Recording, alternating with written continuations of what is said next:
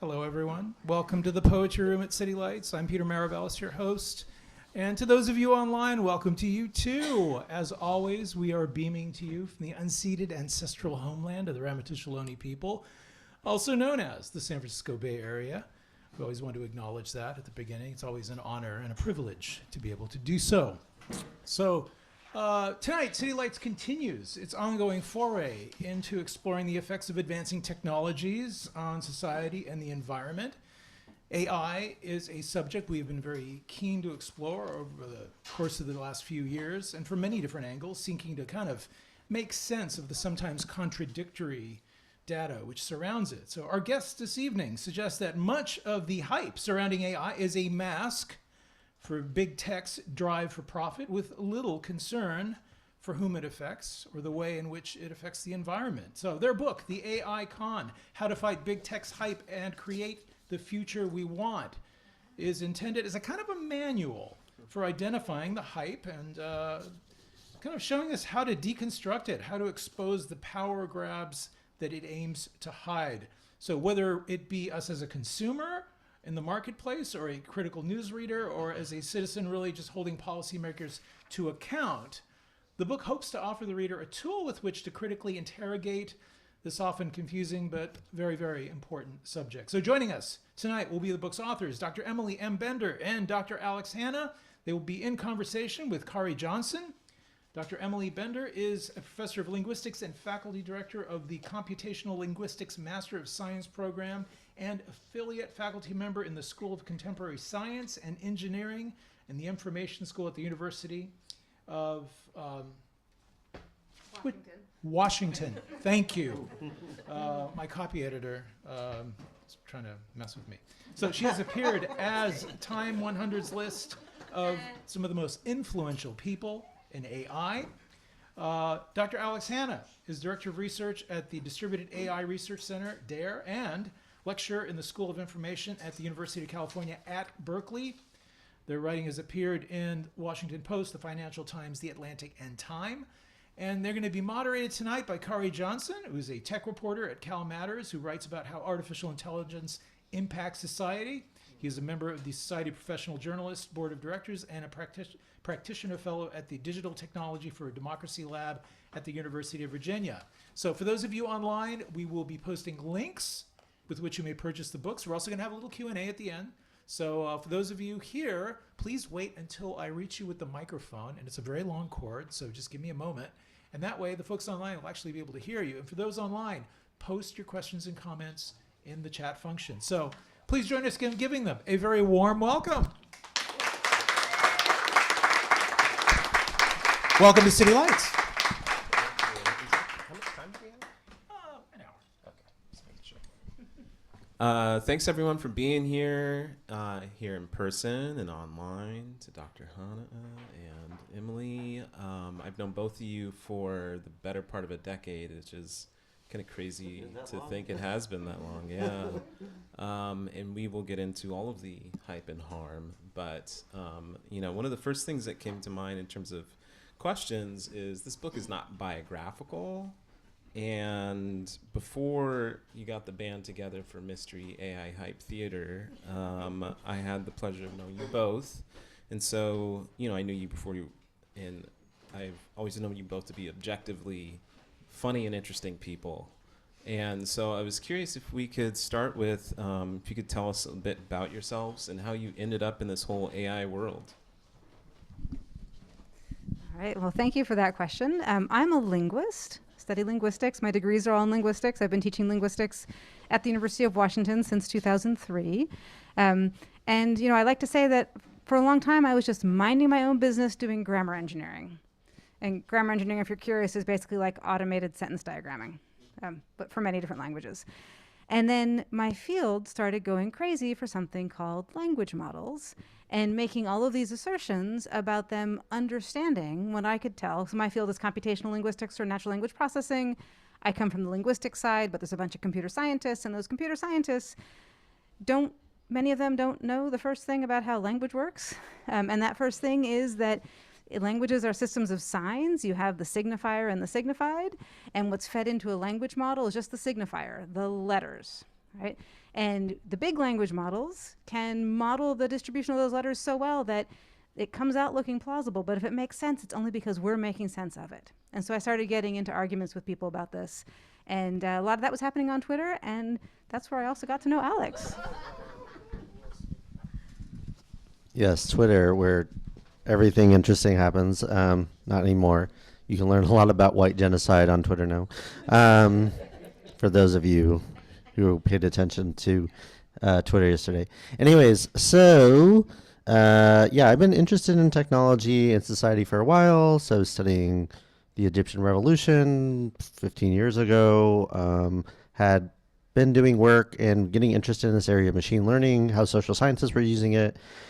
And then also was interested in social movement research and computational social science. And then quickly was like, this stuff seems like it could go sideways very quickly. And so had been first faculty at University of Toronto, left to go work at Google, first in Google Cloud, but then I'll join the ethical AI team. I met some folks here in the audience, and hooked up with two folks, Drs. Timnit Gebru and Meg Mitchell. And then around the early 2020s, this thing of large language models just took over everyone's. It just was everywhere. It took over everyone's mind. And so I was really interested in the data. Have a few papers at Andy on kind of the data sets that train some of these models, and then from there we talked about kind of the really bad data practices with Emily online, and then we wrote 2 papers, 50 podcasts, a book, and finally met in person like a month or 2 ago. Oh, yeah, I saw that picture. So yeah, which was very funny. Yeah, yeah. So and that's how we got here. Yeah, thank you. And something that I've encountered in my own reporting and speaking with doctors or teachers and other professionals is this fear that you get a bit into in the book of if they don't adopt AI, if they don't find a way to make it part of their practice, that they will be left behind. How does AI hype play on FOMO?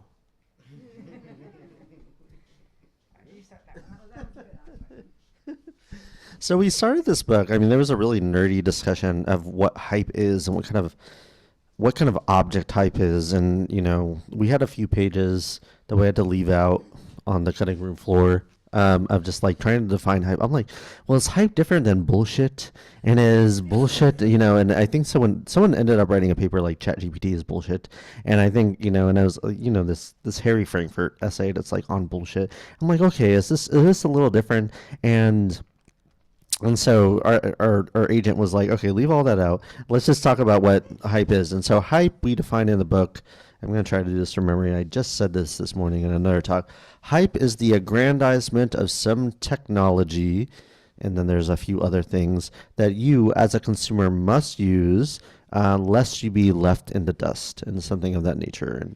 And it's in chapter 1. And so, and the notion of hype, and so hype exists in different fields. There's a notion of the hype man. We talk about Steve Ballmer. If you remember, if you're old enough, you remember him yelling, developers.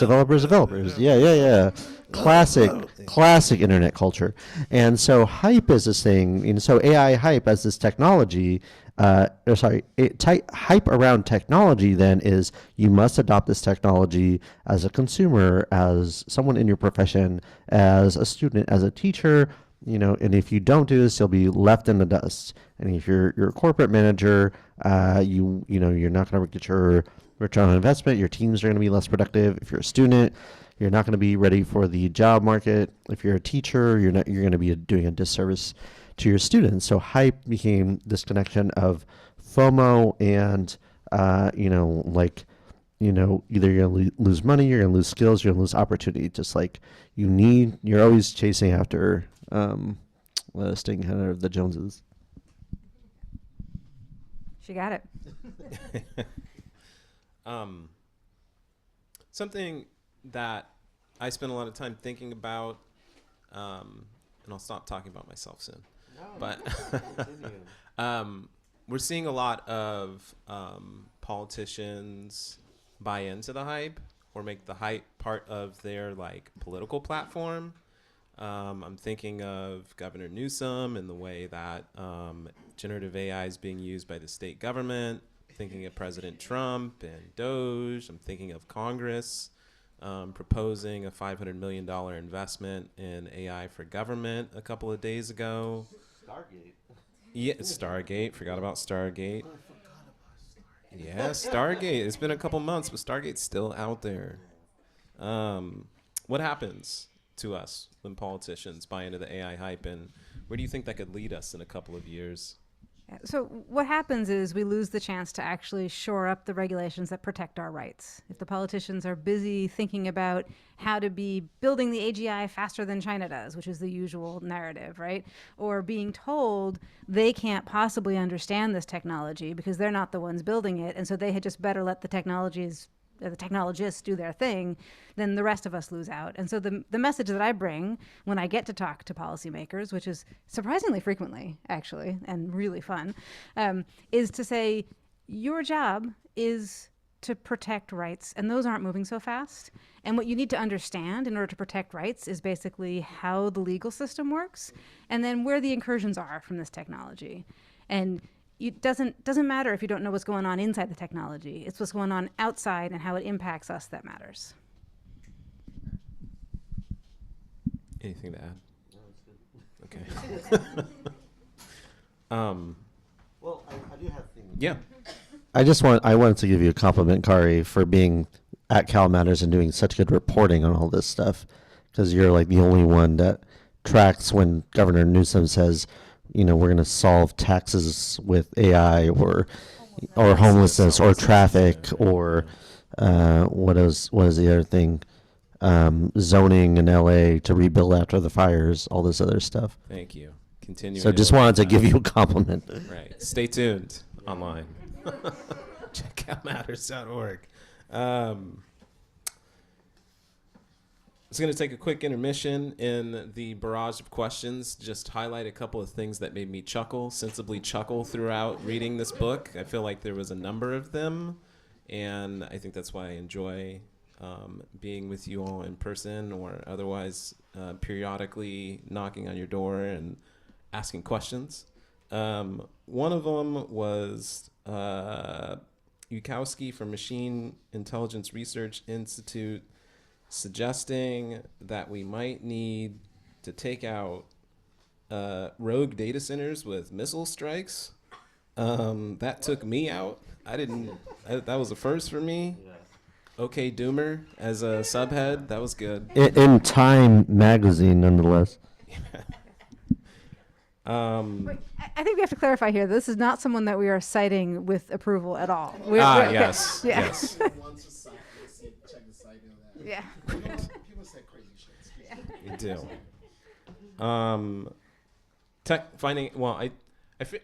I wasn't surprised to find out, but tech bro Martin Shkreli is an effective accelerationist. Yeah. I didn't know that. MC Hammer is. Yes. I was like, oh. Yeah, unfortunately. Oh. Yeah. Well, it's no surprise. Oh. I haven't followed him on Twitter for a while, but he's gone down some rabbit holes. I mean, MC Hammer on Twitter it's terrible. He posts a lot of AI generated art, and then it's sad. It's not great. Yeah. But but why is it and I feel like it's a persistent vehicle or something that you turn to, I think, in the podcast is humor. And why is humor important when dealing with these very serious topics? Yeah. So I picked up the mic, but I have to give Alex credit for the phrase "ridicule as praxis," which is what we're doing with that humor. And it's two things. One is it's keeping our spirits up, because we are looking at just terrible stuff across so many domains in the book and in the podcast. And so it's a way to sort of like keep our spirits up. But also, I think it's a really effective tool to take them all down a peg and to say, that's ridiculous. We don't have to take your arguments about why one might need to take out a data center with a tactical missile strike seriously. It's not seriously, it's bananas, right? And it's effective to laugh at it.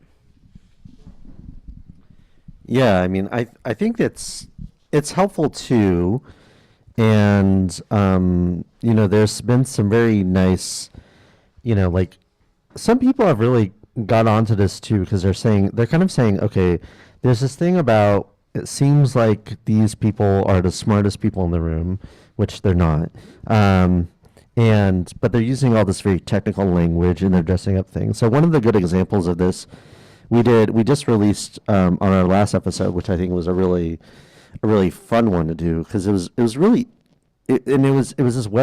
I don't know if folks have heard of it. It's called AI 2027, and so so the people that write it, and we read about these folks in the book. They're called rationalists, and they all hang out on this web forum that's called Less Wrong, and Yudkowsky, the missile strike guy, he founded this website. And imagine if like Nate Silver and like and Matt Yglesias and just like the worst people in the world just like started making up numbers and assigning probabilities to things, and then they took it to the logical conclusion. Like that's what happens on this. And so this AI 2027 thing was this terribly written fanfic, that should have stayed in the group chat, written by these rationalists, and they try to game it out. And basically, the TLDR of this is like they basically said, if you game this out, by 2027, we're going to have superhuman intelligence, and by 2030, they're going to, like, most of the United States is going to be full of, like, data centers, so they're going to develop micro nanobots that are just going to kill us all because they just need more space for like the data centers. And they is the computers. They is the artificial intelligence in this story. Yeah. Just to be clear. Yeah. And so it's we're saying like this is ridiculous on the face of it, but like some people take this like very seriously. And I mean, not to put anybody on blast, but a journalist talked to me the other day and was asking, like, when was talking about this thing very seriously, and then said, okay, but on a technical level, after like a half an hour conversation, on a technical level, why isn't this going to happen? And I'm like, because that's not how the world works. We're not going to have machines develop science autonomously. Like, that's not how science works. And this person was a cultural reporter, not to like dog on their intelligence or anything. That's not the idea. It's more like your beats is not like, it's like this is not how any of this works. Why is this appealing? And so, yeah, making fun of it's really poking and saying like, it's really, and there's a good companion book here that Adam Becker wrote called More Everything Forever. This guy's an astrophysicist, and he takes apart the arguments of like why none of this actually makes sense. And example that he gives in the book is that like why colonizing Mars just is very, very hard to do. And if you think it's going to happen with 5 years, you know very little about space travel, habitation in very remote environments, physics, anything to do with space. Just because you make your little rockets doesn't mean you can have people build a Mars colony. Anyway. Listen to the podcast for more.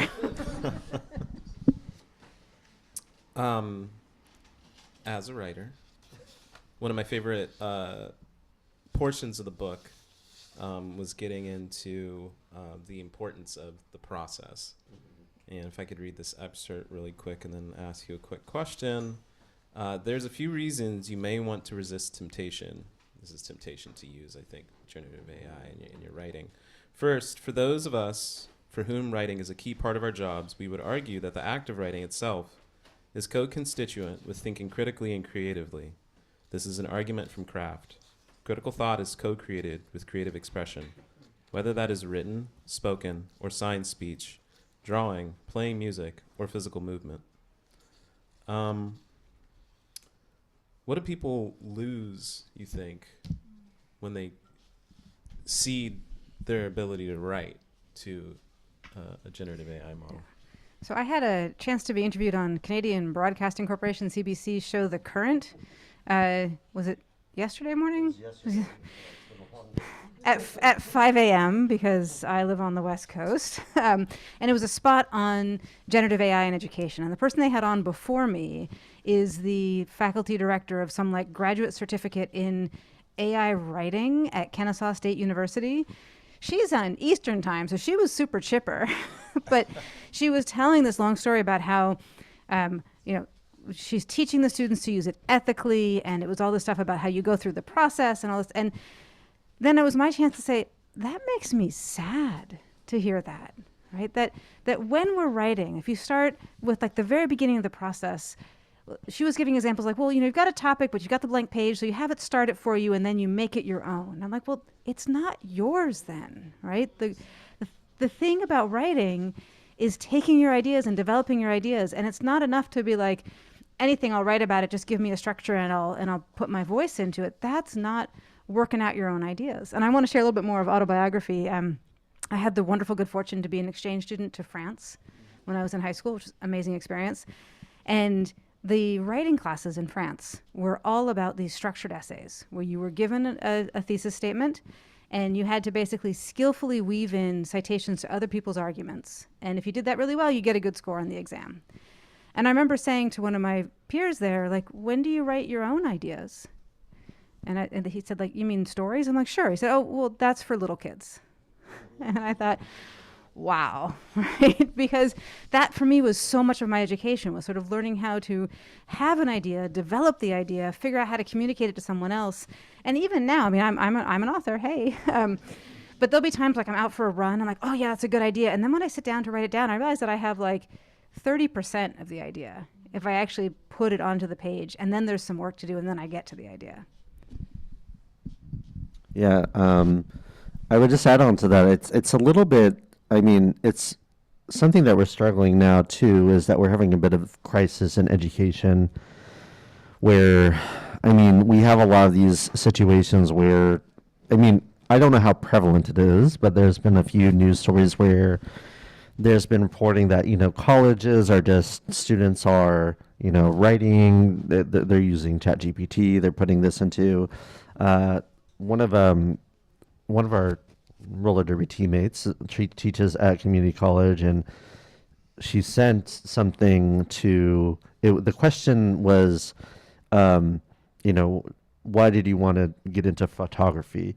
And the student returned it with the prompt with a answer that was, as a language model, I don't have any blah blah blah like opinions. And that was a bit upsetting to read. But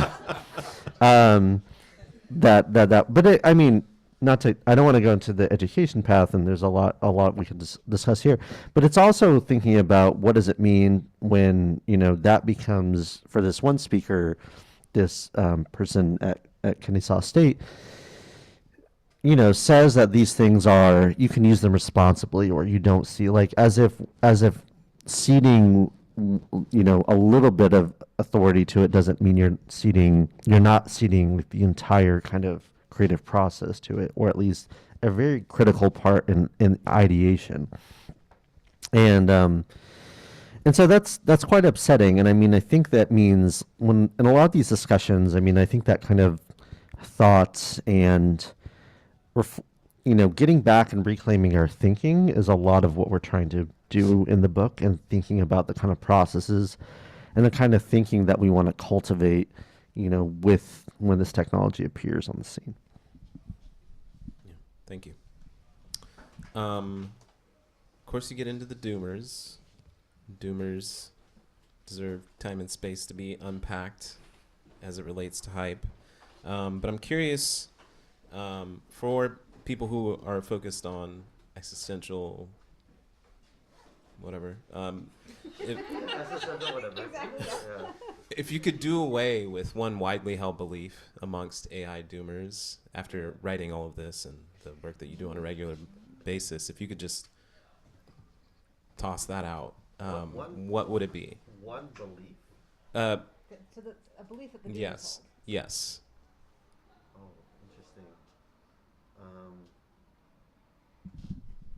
That is a really wonderful question, and one that we've not been asked before, so you can see we don't have an answer rolling off. But I think that one of the things that's at the core of it is this idea of inevitability.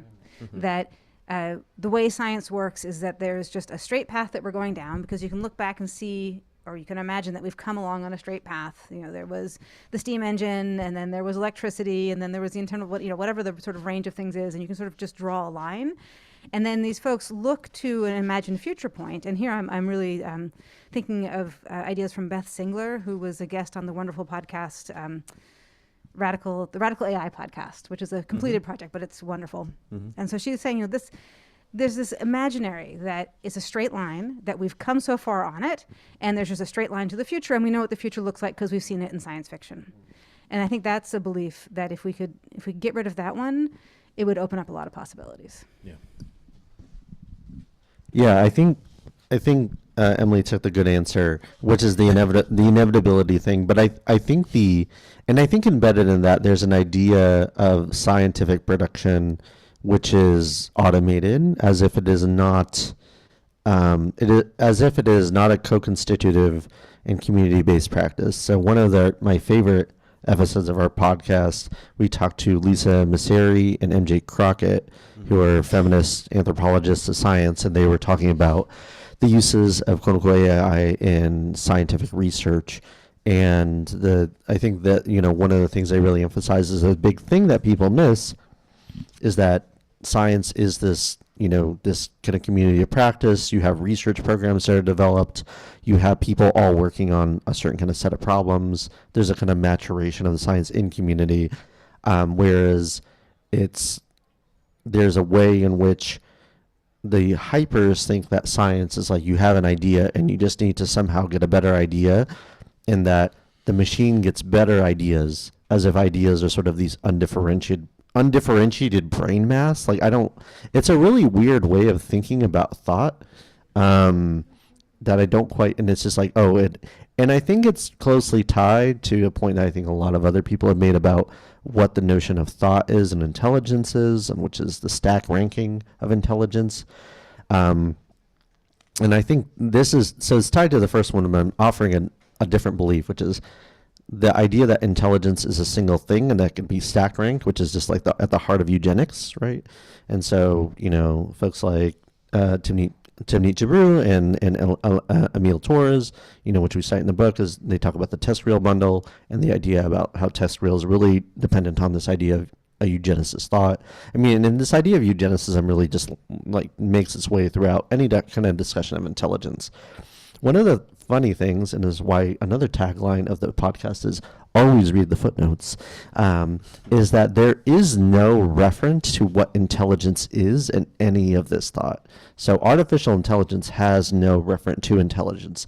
When we follow the footnotes, and we discussed this in chapter 2 of this one paper written by Sebastian Bubeck and other folks at Microsoft, the reference that they have to what intelligence is a letter written by Lisa Gottfredson, who is a white supremacist who thinks there's a stack order of racial intelligence, and that was their reference to intelligence.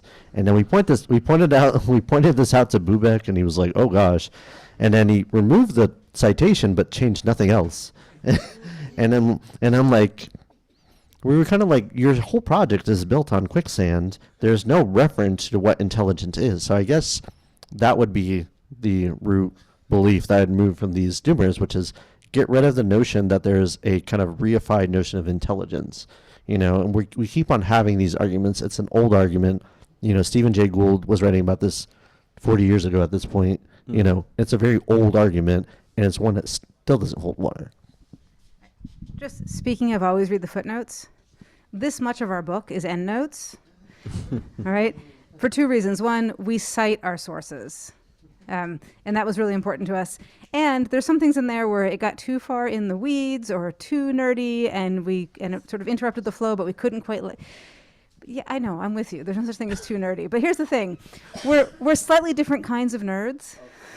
And so the stuff that was too far into linguistics or too far into sociology or too far into political economy got pushed into some meaty endnotes. but our publisher wouldn't let us put little numbers in the running text. So I have to tell people, go read the endnotes. There's good stuff there. I was confused about that. Oh yeah, about the ghost. Yeah, yeah. I have a question for Emily. What's your favorite endnote? Oh. Yeah, give me time to find it. I know what my favorite endnote of yours is. This is the one that you wrote. It's the very long one about the linguistic analysis, I think, of, gosh, what is it? Chapter 2, right? No, oh yeah, I think it might be the one. No, it's the one about entailment. All right. Sorry, this is where we're really nerding out. It's water. I know. Sorry, I'm trying to find it. I can't find it. I'll find it eventually. Page 221. 221. Oh, great. Yeah. Here, do you want me to read it? Yeah, do it. All right. So, similarly, natural language processing researchers have shown that language models can succeed at tasks intended for understanding, see my scare quotes, by picking up on irrelevant patterns. And this is a footnote on, I think, the clever Hans effect. For example, one test called Stanford Natural Language Inference, or SNLI, was designed to test whether a computer could tell if two sentences were consistent with each other, what linguists call entailment or in contradiction. I'm not going to read the whole thing, but basically what happened was the way they constructed this data set, there was they had crowd workers go through and write something that was in contradiction, and for some reason if the word cat showed up, then that was a really good flag that was in contradiction, and it's because it was based on photos, and there's a lot of photos of dogs, and to write a sentence that was inconsistent with the photo, not a dog but a cat. And so the statistical matching algorithms are going to pick up on this pattern and say, oh, if it's cat, then it's contradiction. I'll admit I Read the was footnotes. tricked by my dog, who I thought could count as well. When we talk about the clever Hans effect, this horse that was super smart, it was just looking at people's faces. I'll ask one or two more questions, and then we will turn it over to you wonderful people. And if you've got any thoughts, please share. You write in the book that the responsible AI community, the idea that you should build bridges with the AI safety people, and the answer is no. Why? Yeah, so, right, this is something that a few folks have suggested, one of them being Gary Marcus, who is a frequent critic of AI. And I mean, there's a few reasons, right?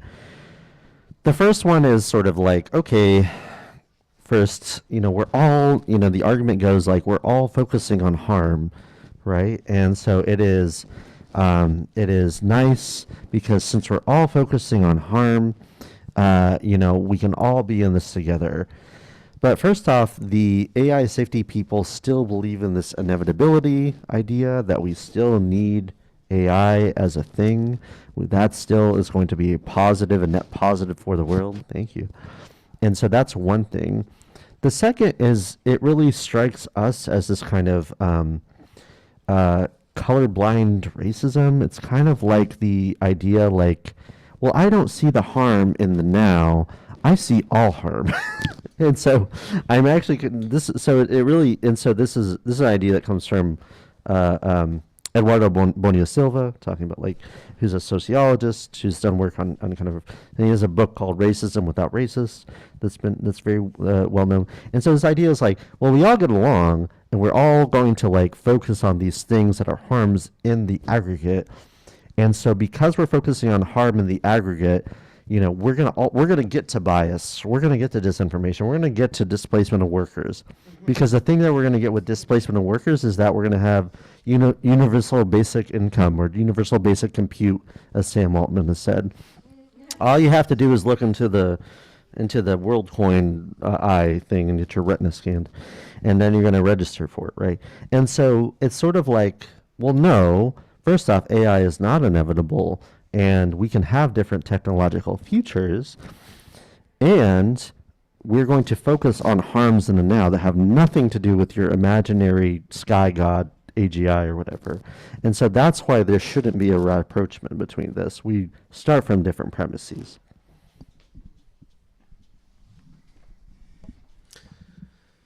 And then one more question. Well, actually two, because one of the things that you talk about in the, and I hope I'm not spoiling every part of this book. I don't really know how to do this otherwise. Why are librarians part of the solution? Right. So Big fan of librarians in general, but yes. yeah. So librarians and so first of all, there's a lot of heavy stuff in this book. We try to keep it light along the way, or keep it bearable along the way with some humor, but we also end with some suggestions. So chapter 7 is like a series of positive suggestions. And one of them is to look to libraries and librarians and to support that, because library science and the practices of librarians give us a long tradition of information management and information access. And it's information access, and here we're drawing on the work of Raina Bloom and Anna Lauren Hoffman as a sort of person-to-person, true democratic notion of really connecting with people and of making community and information access possible, and keeping sort of ownership of that, public libraries in particular. And this stands in contrast to Google's project of, indexing all of the world's information, where Google gets to decide what it is, and putting it in the cloud somehow makes it accessible. And it's true for many of us that it is way more convenient to just open up our phone and look up something in Google rather than go talk to a reference librarian. But that is not everybody, right? There are many, many people for whom that is not how information access works, even in Western societies where the libraries, as I'm thinking of them, exist. And so taking back the notion of what does it mean to have information, what does it mean to share information, and taking that out of the sort of for-profit tech context, I think, is a really important step.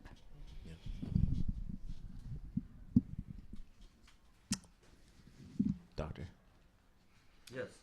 It was very socky. And then one last thing. What are some of your favorite examples of resistance in the book? And, what gives you hope? So we talk about a lot about resistance in chapter 7, as the subtitle would suggest. My favorite examples have been labor struggles. I talk about a lot. We talk about a lot. I talk about a lot outside of the book. So the WGA strike, in which originally had been really focused about residuals from streaming services, but then AI became a very large part of that struggle. A lot of the popular discourse became around that, especially about replacing writers or forcing writers to rewrite scripts that were generated by producers and being paid a much lower wage. And then National Nurses United, especially, we've seen this a lot in the Bay Area.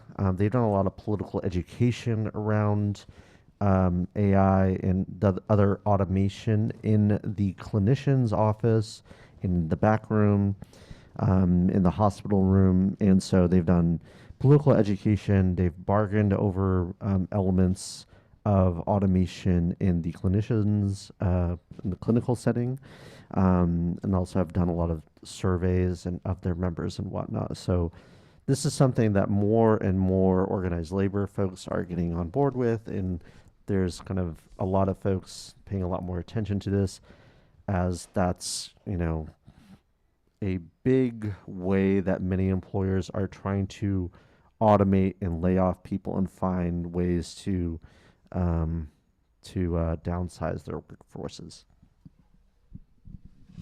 All of that's excellent. I also want to shout out the Algorithmic Justice League and Dr. Joy Boulomuni's work. If you've flown recently and seen the signs at TSA that says you don't have to have your picture taken, that's their work. Yeah, you do not. You are allowed to opt out, and it's posted that you're allowed to opt out.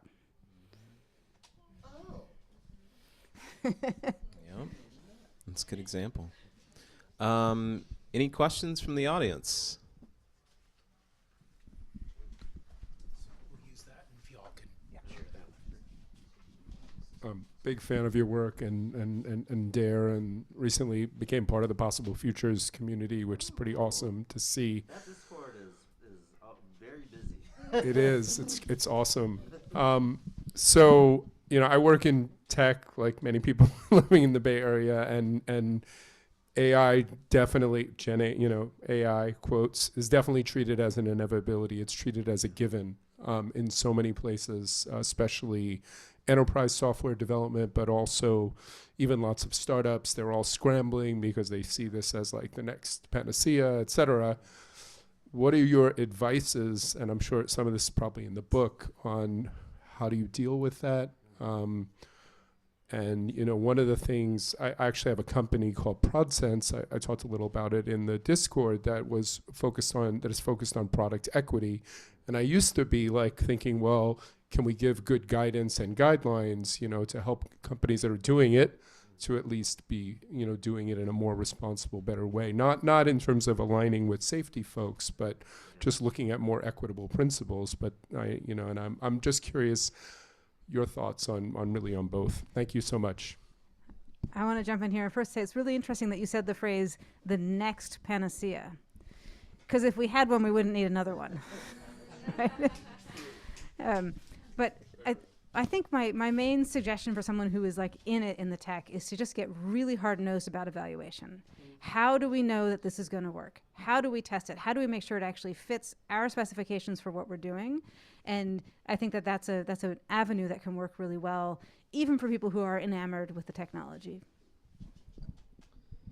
I would say pointing to a lot of, if there's any kind of evaluation of productivity gains, especially in the tech industry, because I think it's like night and day when you hear stuff, whatever Mark Benioff is like, we're laying off X number of people because of AI. Okay, or you're saying that, but you probably just want to lay off those people anyways. Whereas developers are saying things like 90% of my time goes to thinking about a problem. 10% of my time is writing code, right? I'm not using Copilot. I'm not using whatever Anthropic. I don't know what the products are called. I just learned this yesterday because we had chat with a podcast host that was so much of a hyper. I guess there's something called like Anthropic code or something, or Claude code. Yeah, Claude code. So most of your time is not actually going to that. Is there actually going to be a productivity gain? And so it's this kind of middle management. Where do you downsize, right? And I feel like there's an argument that is from you could empirically look at some of these things, and you could empirically look at evaluation. And, there isn't a lot of study. I mean, the few studies that have looked at productivity have been very abysmal. I think there was a study in Denmark on the use of LLMs, and they found that it not only didn't increase any productivity gains, any ones that had made were then being done addressing new tasks that came up of tool adoption. So if you start with the empirics, then it just really doesn't cost, there's not business sense, especially in development.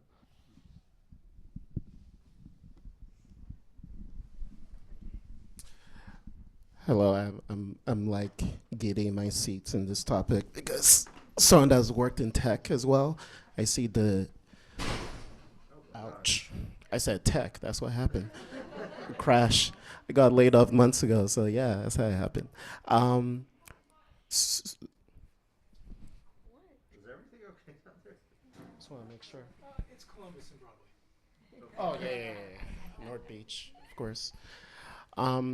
Thanks so much for this, because I've actually been looking for a book. Like, I'm actually one of those individuals like in between hyper doomers, and I'm like, this doesn't look right. I question things and I criticize things. And people are like, use ChatGPT. I'm like, guys, it's not creating, it's aggregating. Like, shut up. It's collecting. But anyways, I work in tech as well. And one of the things, I'll get a question, and one of the things that is so funny, that they think they're ready for the next thing, but the thing that they're already in, they're not already ready in. And what I mean is, like, let's just roll back the clock a little bit, a lot of these companies are still using legacy systems and they've not gone out of it. And they want to say like, oh, we're going to stay in here. And we'll be like, okay, but we got to improve this level of infrastructure, this type of cloud computing or whatever. They're like, oh yeah, we'll get that. I'm like, okay, but what's the process of that? What is the compliance of that? All these other things. I deal with this with a lot of companies. I have for the good or for the bad. And it's so funny that a lot of these companies, I'm not going to say their names because maybe some people work there, but it's fine. But they will see no evil and they'll go into the next big thing without correcting the processes or the compliances. I've actually seen the director putting something in ChatGPT that she's not supposed to do. That's against compliance. So what have you guys talked about? One of the things I've been really passionate about, like in any new technology, you gotta have some guardrails and level of compliance. Where do you feel that compliance is doing a great job at the moment? Where do you feel that compliance is doing a bad job? So I appreciate that you brought up the word guardrails because it gets misused in a lot of places. Like a lot of times people are talking about guardrails on the systems. How do we keep ChatGPT on the straight and narrow? But I think you're saying, what are the guardrails for use, how people use it, right? And, you know, in some places where it seems to be kind of working okay is when you have privacy concerns and you can tell people like you can't put any queries in because you are sharing data outside of our privacy bubble. And then you've got OpenAI and whatnot saying, well, we're going to make you your own custom GPT. And then people are right back in it. So I don't know that we've necessarily gotten lots of good examples of guardrails. I also want to say, when you get the book, read chapter 6, because you said that you found yourself somewhere between the boosters and the doomers. There isn't much between, but there's a lot outside. And I think you're actually outside. And I've recently found a good way to say it, which is that the boosters say AI is a thing. It's inevitable, it's going to be super smart, and it's going to solve all our problems. And the doomers say AI is a thing, it's inevitable, it's going to be super smart, and it's going to kill us all. And so you can see it's basically the same thing, right? But if you disagree with those first three premises, then you're with us in that bigger outside space. Okay, thanks for clearing that up. It's not inevitable.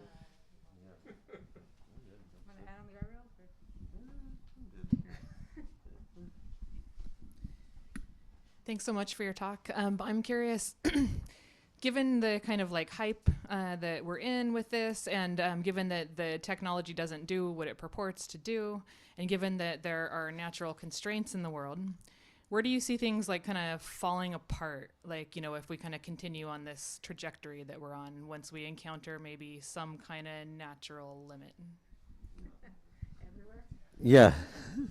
So this is, yeah, I mean, so I think there's a few different ways, and this is I'm thinking that still trying to think. And so at the end of it, on page, I think it was 171, I was just looking at this, there was a blog post that I wrote, and then it made it kind of almost verbatim in the book.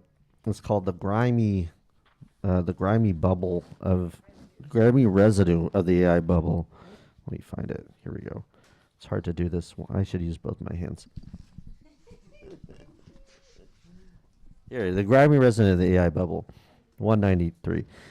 So, so there's kind of talking about all the different ways and of the bubbles and what it leaves behind. So Cory Doctorow, who's a technology critic, wrote "What kind of bubble is AI?" comparing it to the .com bubble, blockchain, non-fungible tokens, and the metaverse. He says tech bubbles come in two varieties, the ones that leave something behind and the ones that leave nothing behind. Sometimes it can be hard to guess what kind of bubble you're living through until it pops and you find out the hard way.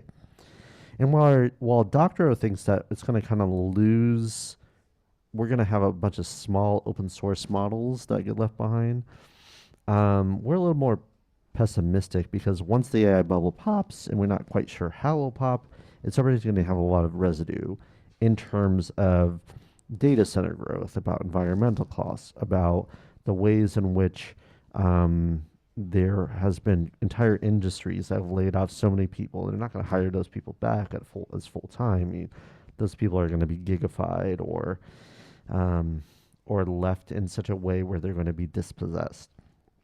And so, and this, and one of these things that I want to read is, so after the dust settles and NVIDIA has stopped churning out shovels, e.g. the hardware called H100s for the gold rush, what will be left behind? Will data centers go the way of shopping malls? Likely not. They'll be repurposed for other massive computing projects. But what about those climate pledges? Will they be continue to be kicked down the road to 2050 to 2075? If we leave the tech companies to their own devices, they'll likely settle for too little too late. So it's a little pessimistic of a note, for sure. But I think there's the other question about how a bubble pops and if it's slow or fast. And that, I think, is kind of an open question. There's one way of thinking about it. Will it look a little bit like something that just loses steam and then slowly kind of gets sunsetted? Or is it going to be something that blows up violently, like the housing market or the dot-com bubble? And I think that's a scarier proposition.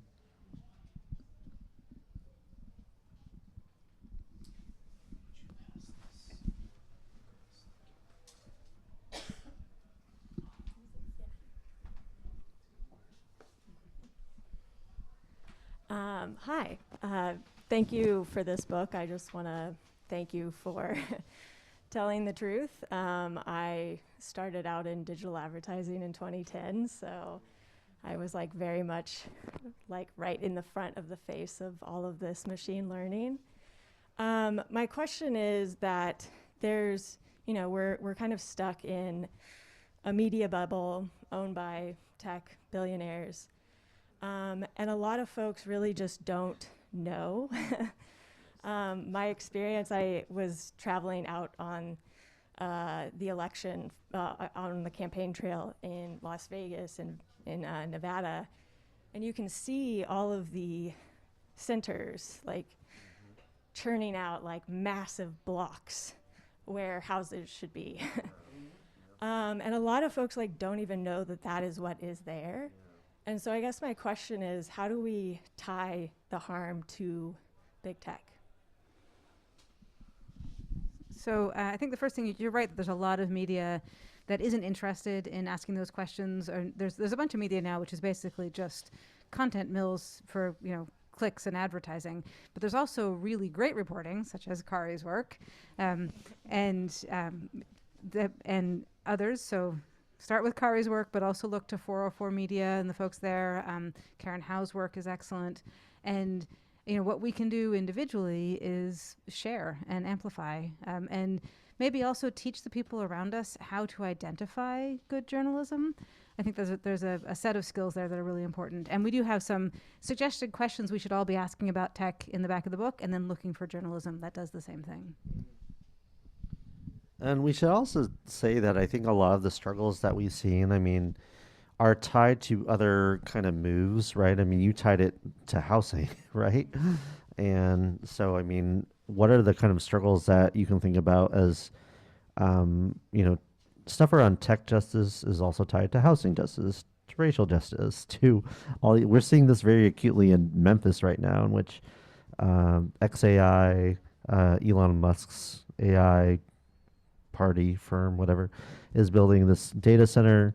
And this is, there's 35 methane gas turbines that are now polluting this area in Memphis called Boxtown. Those is predominantly black and poor, and it is, and it is just leading to intense amounts of air pollution.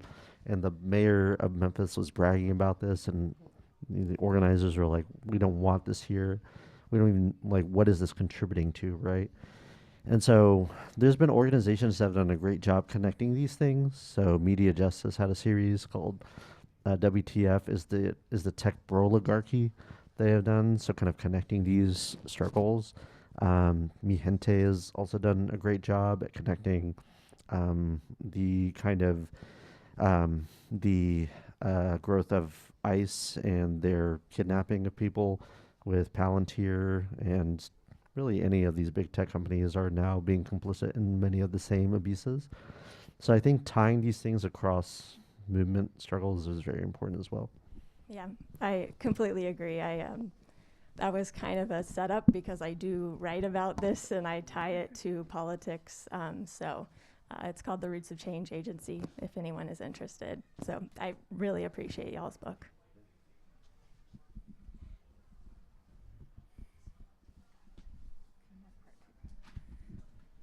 I think we have time for maybe one more. Anyone else? Oh. No?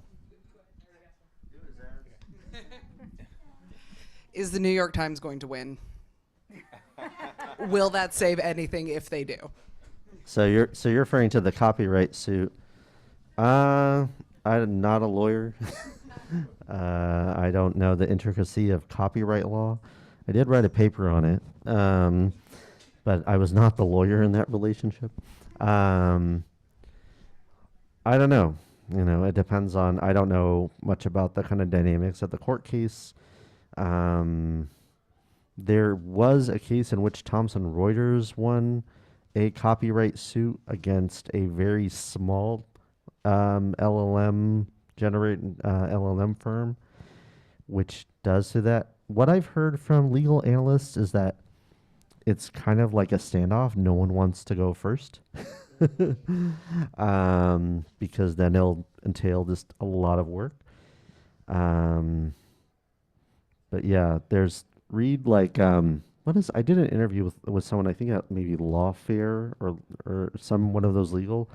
They might have better analysis of that. There's people, and this is where, you know, the EFF is usually good. Their position on copyright is terrible. They basically are like, these lawsuits are going to fail. They don't have a leg to stand on. We don't support them. But, you know, I don't know. Do you have any thoughts on this? My thought is if you want someone to win one of these copyright suits, you should be rooting for Carla Ortiz. Much less problematic to root for her as an artist than to root for the New York Times in this space. So we actually do have one question online, but I think it was answered earlier, but for the sake of, you know, giving them Sarah asks, for those of us working on software and being told to incorporate AI into the technology, what can we do to minimize the harms? Yeah, so I think there's two variants of this. One is you have to use, in quotes, AI to do your work, and the other is you have to build something that has AI in it that we can sell with AI. Yeah, so there's two different versions of that, and I think it's a similar answer. It's like you have to get very concrete, and one of the things that we do in the book is we problematize the term AI because it doesn't refer to a coherent set of technologies. So it's, what are we building? How is it supposed to work? How do we know if it actually works that way? And then if you've got pressure from above to call the thing AI, then that might be the compromise that you have to make, but you can still work to build something that's actually effective that you could be proud of under another name, perhaps when the magic wears off of this phrase. And we're on to the next panacea. Cool. Any final thoughts? Not for me. Thanks so much for being here and writing this, and thanks for everyone for joining us online and in person.